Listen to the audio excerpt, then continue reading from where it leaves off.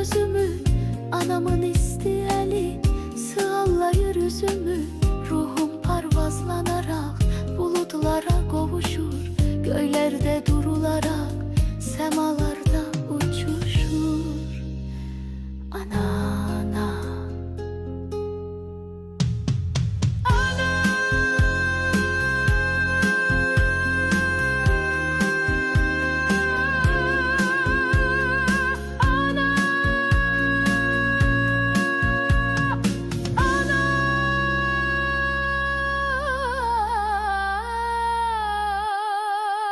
Ana seni istəyirəm mən, sensiz hayat çok çetin.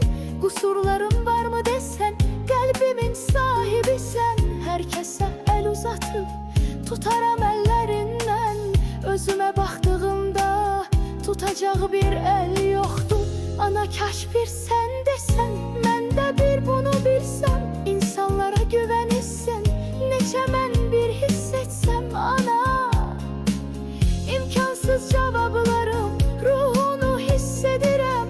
Ana sensiz bu hayat çok çetidir bir bilsen. Seni duyum hissedir.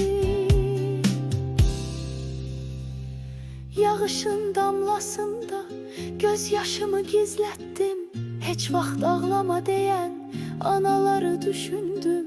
Gözyaşımda boğulan bulutlara üzüldüm. Sular saf eşkiyle yüreğimi beləyir, yüreğimi beləyir. Anam,